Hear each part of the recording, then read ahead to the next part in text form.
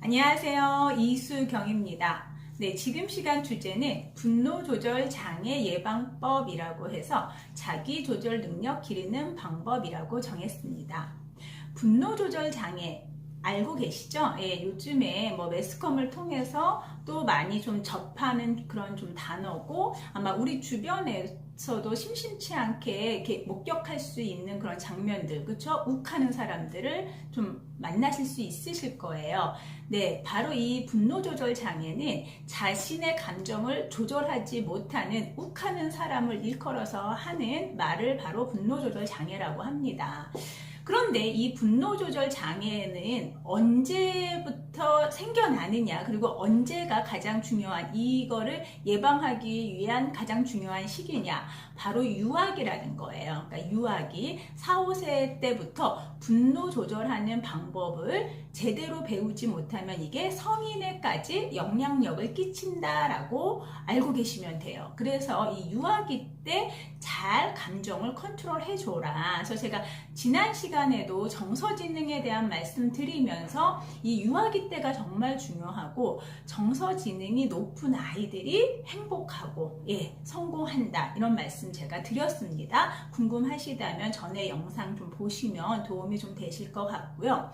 그래서 우리 유아기 때 아이들이 쉽게 화를 내고 이제 감정을 이제 표현하기 시작합니다. 그런데 이때 어떻게 교육시켜야 하는지, 이 부분이 부모님의 역할, 주 양육자의 역할이 어떻게 해야 되는지, 이거를 오늘 제대로 이해하시고 실천하신다면 내 아이도 자기 조절 능력을 기를 수 있다. 그거를 기억하시면 좋을 것 같아요.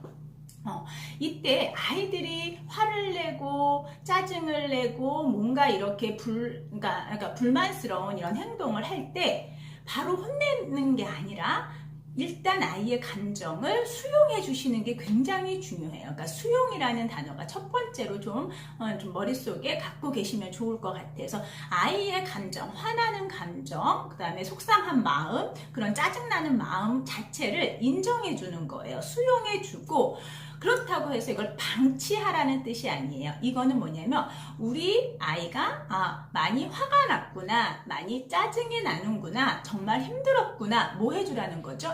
공감해주라는 거예요. 그러니까 수용이 뭐죠? 공감해주라는 거. 그 감정 자체를 이해해주고, 그러고 난 다음에 감정을 읽어줬어요. 마음을 헤아려줬어요. 그리고 난 다음에 제한선, 그러니까 행동에 대한 규제를 해주시는 게 중요합니다.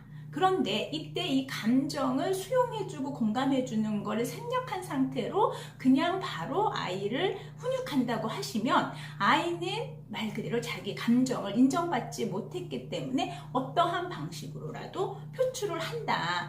그러면 우리 아이가 어떻게 되겠어요? 나중에 이게 굉장히 나쁜 영향을 끼칠 수밖에 없다라는 거예요. 그러면 이때부터 우리가 어떻게 아이들을 관리해야 되는지, 그러면 자기 조절 능력이 잘 된 아이들은 어떤 아이들일까요? 네, 첫 번째는 기다릴 줄 아는 아이. 그러니까 어떠한 거를 얻기 위해서 기다릴 줄 아는 아이가 바로 자기 조절 능력이 잘 되는 아이. 그래서 우리 그런 말 들어봤죠? 만족 지연 능력. 그래서 마시멜로우 실험을 통해서 아이가 먹고 싶은 거를 꾹 참는 그런 힘. 그러니까 기다릴 줄 아는 아이가 바로 자기 조절 능력이 있고요. 두 번째는 어떠한 상황에서 이렇게 하면 안 되라는 상황일 때 뭔가 대안을 생각할 줄 아는 아이. 그럼 나 이렇게 해볼래요 라고 표현할 줄 아는 아이. 이게 바로 자기 조절 능력이 있는 아이입니다. 그리고 공격적이지 않은 아이. 그러니까 기분이 나쁘고 화가 나고 뭐 이렇게 짜증이 난다고 해서 공격적으로 표현하는 게 아닌, 그냥 그거를 다르게 표현하는 아이. 이런 아이가 자기 조절 능력이 있고요. 그 다음에 타인의 감정을 이해할 줄 압니다. 그러니까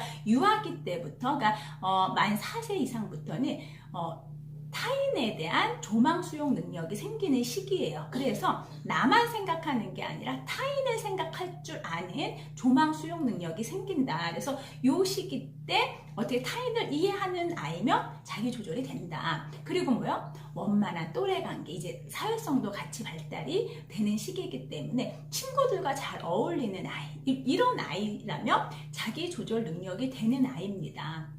그런데 이게 좀 안 된다라고 하면은 좀 어떻게 하셔야 돼요? 훈련을 좀 시키셔야 된다라는 거예요. 그러면 자기 조절 능력을 기르기 위해서 어떤 방법이 있을까? 제가 그래서 4가지 방법을 알려드리려고 하니까 이 4가지를 잘 실천하신다면 우리 아이도 자기 조절 능력이 생깁니다. 그리고 이 시기가 결정적 시기예요. 그리고 지금은 이 자기 조절 능력이 생겨야만 이게 주도성과도 연결되고 실질적으로 이걸 토대로 해서 말 그대로 성장하면서 긍정적인 그러한 우리가 원하는 인재상으로 갈 수 있다는 거 기억하시고 꼭 실천하셔야 됩니다. 그러면 일단은 첫 번째는요, 과정에 대한 칭찬이 중요합니다.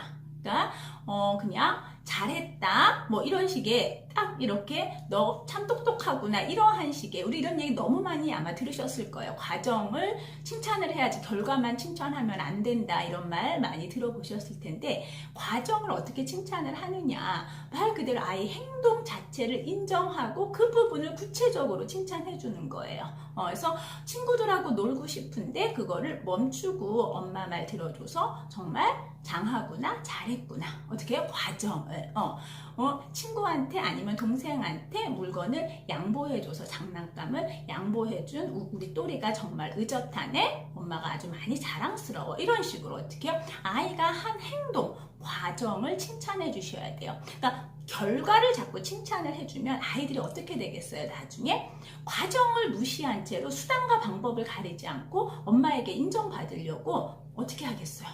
나쁜 행동, 나쁜 말, 그리고 뭔가 거짓말 이런 것도 섞여지게 된다는 거예요. 그래서 과정을 칭찬해라. 그래서 제가 이전에도 이제 격려에 대한 얘기 많이 좀 저는 전해드리거든요. 그래서 격려가 중요합니다. 그러니까 칭찬은 뭔가 이렇게 아주 잘했을 때 이런 느낌이잖아요. 근데 일단 격려라는 건 뭐예요? 그것까지 했을 때 그 과정을 인정해 주는 것가 바로 격려이기 때문입니다. 그러니까 어찌됐든 과정을 칭찬을 해줘라. 이러면 아이가 뭐예요? 내가 스스로 나의 감정을 컨트롤하는 데 도움이 많이 됩니다.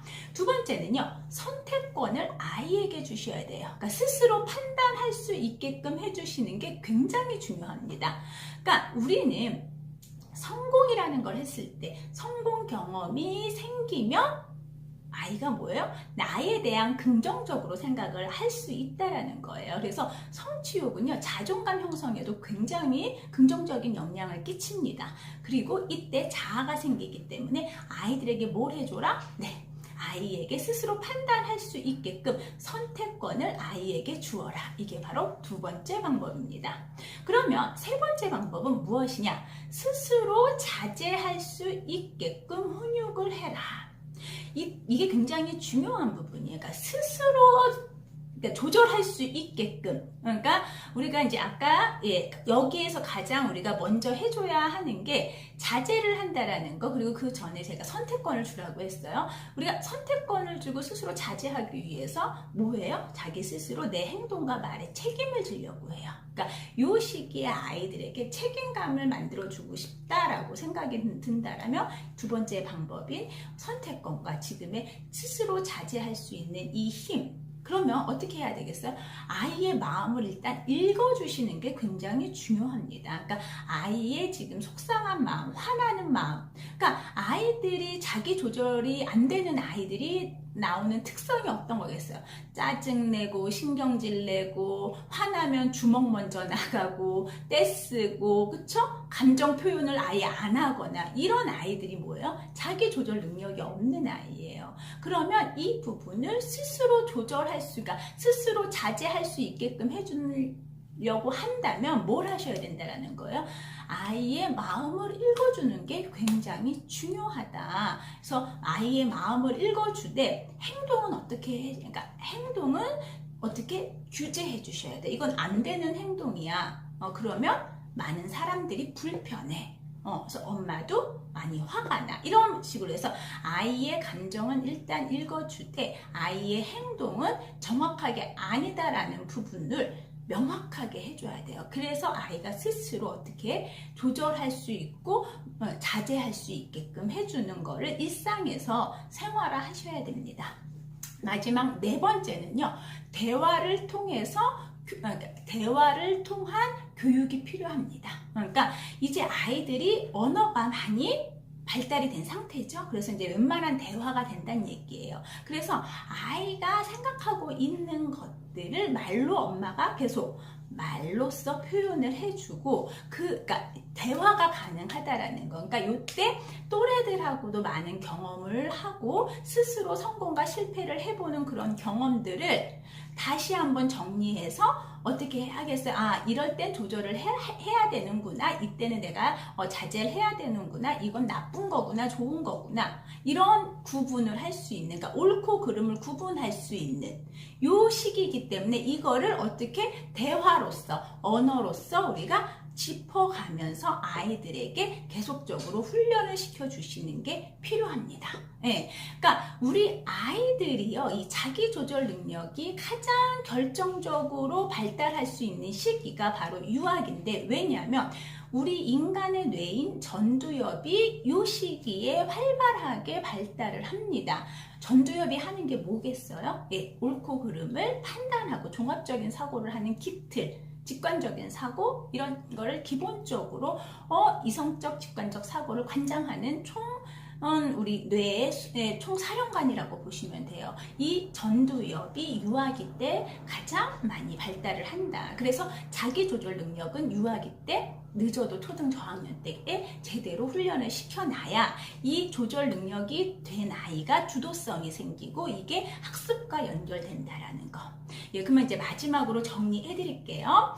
자기조절 능력이 잘 형성이 되어야만 분노조절 장애를 예방할 수 있다. 그리고 이 분노조절 장애는 언제 우리가 컨트롤이 가능하다? 바로 유아기 때다. 그러면 우리 부모님들이 어떤 역할을 해주어야 하느냐? 첫 번째, 적절한 보상을 해주셔야 되고요. 그리고 그 상황에 맞는 훈육이 필요합니다. 그리고 일관성 있는 양육 태도, 이 세 가지가 부모님이 갖추어야 할 굉장히 중요한 덕목이라는 거 꼭 기억하셨으면 좋겠습니다. 네, 지금 시간 분노조절 예방법, 자기조절 능력 기르는 방법에 대해서 함께 이야기 나누어 보았습니다. 네, 지금 시간 여기서 마무리할게요. 감사합니다.